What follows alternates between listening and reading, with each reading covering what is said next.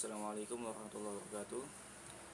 Sebelumnya saya atas nama Syahrul Sofyan, Prodi Bimbingan dan Pendidikan Islam. Pada kesempatan kali ini, saya akan membahas mengenai Taoisme, ajarannya, siapa pendirinya, bagaimana model penganutnya. Di sini saya akan bahas. Dalam pembahasan kali ini dan pengetahuan yang kita miliki akan lebih tepat untuk memandang bahwa agama bangsa Cina adalah agama yang terisolasi. Ketika sejarah ini terungkap, karakter, sikap, dan institusi kemasyarakatannya sudah mapan. Mereka sudah menjadi masyarakat yang beradab dan terstruktur agamanya, meski kita belum tahu bagaimana proses terjadinya tersebut. Para raja pertama bangsa Cina adalah orang-orang saleh, penemu seni, serta penulis maksim tentang berbagai kebijakan fundamental. Tetapi seiring berjalannya waktu, para raja menjadi semakin memburuk dan mulai kehilangan kasih sayang kepada rakyatnya. Pada abad ke-12 sebelum Masehi, dinasti Zhou meraih tampuk kepemimpinan dan mengangkat beberapa penguasa terbaik. Tapi kondisi ini juga tak berlangsung lama. Kerajaan itu terpecah belah ke dalam beberapa kerajaan feudal, sehingga pemerintahan pusat mulai kehilangan kendalinya.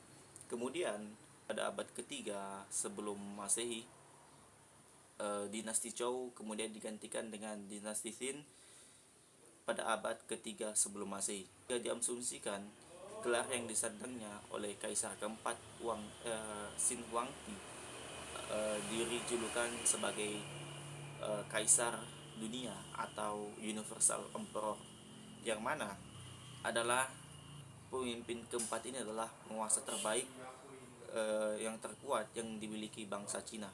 Ia berhasil memukul mundur musuh Cina hingga keluar perbatasan, mulai membangun tembok besar atau The Great Wall dan melucuti kekuasaan para penguasa feudal. Namun, ia mendapati bahwa ternyata sistem feudal masih begitu digandrungi oleh rakyatnya. Ketika kitab-kitab keagamaan yang lama masih mempertahankan pemujaan pada masa lalu, dan kaisar pun memerintahkan agar kitab-kitab tersebut dimusnahkan dan memaksakan penerapan undang-undang yang baru. Kaisar Huangdi berupaya memberanguskan ajaran Konfusius dan membakar kitab-kitab yang berisi ajarannya. Namun, upayanya gagal meski sudah mengerahkan berbagai upaya. Nah, kerajaan Cina telah melakukan dua gerakan besar yang cukup dahsyat, yaitu membangkitkan kembali ajaran Taoisme dan menyebarkan agama Buddha.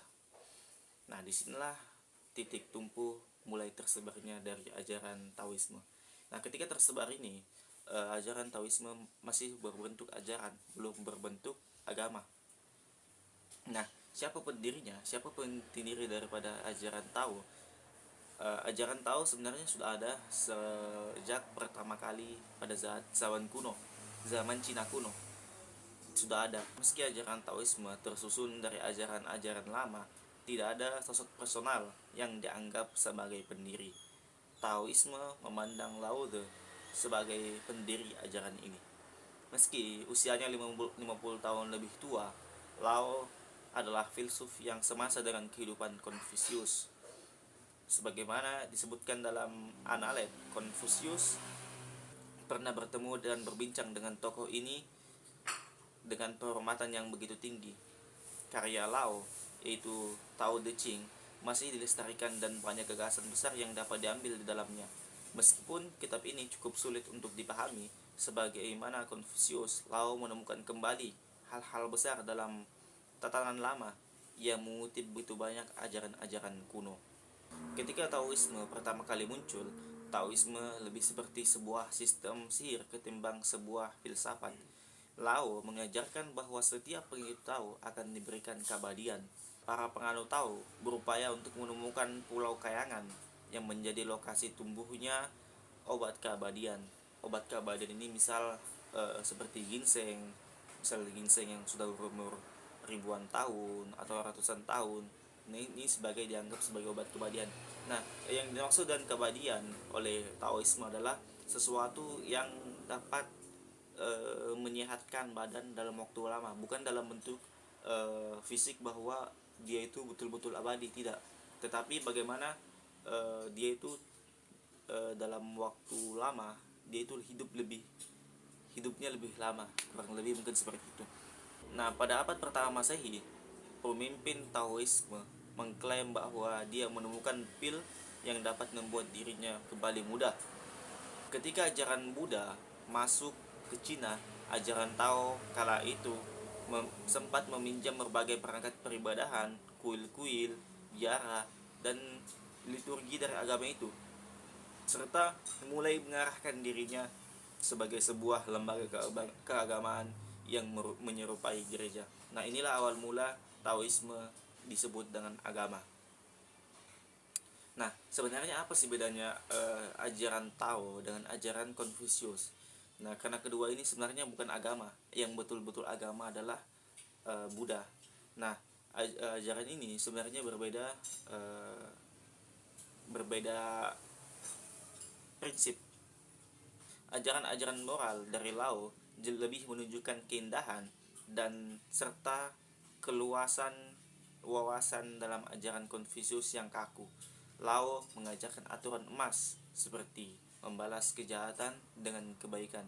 Namun, Konfusius menyatakan bahwa dia tidak sependapat dengan Lao tadi, bahwa kebaikan itu harus dibalas, kejahatan itu harus dibalas dengan kebaikan. Justru Konfusius tidak sependapat dengan Lao.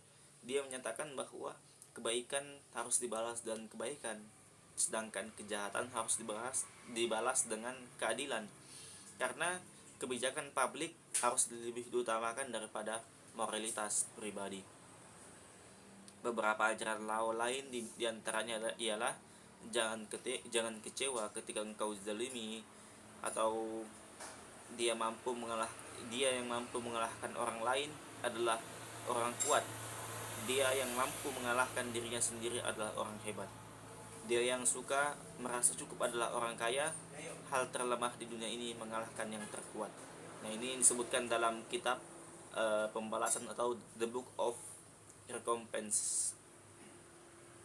Ini tadi bentuk daripada ajaran daripada Confucius dan Taoisme. Dari yang tadi setelah saya sampaikan bagaimana sejarah Taoisme ketika yang awalnya sempat hilang, kemudian dibangkitkan kembali oleh Kaisar Xin Huangdi ketika berdirinya dinasti Qin. Kemudian setelah tersebar, mulai muncul juga agama Buddha. Di situ praktek keagamaan Tao mulai mengikuti ajaran Buddha. Kemudian ajarannya tadi mengikuti moral etika. Nah, itu sesuai dengan bagaimana prinsipnya ajaran Tao adalah mengikuti alam. Jadi ajaran Tao selaras dengan alam. Sebagaimana ajarannya adalah prinsip Wu Wei atau tidak dengan sesuatu paksaan.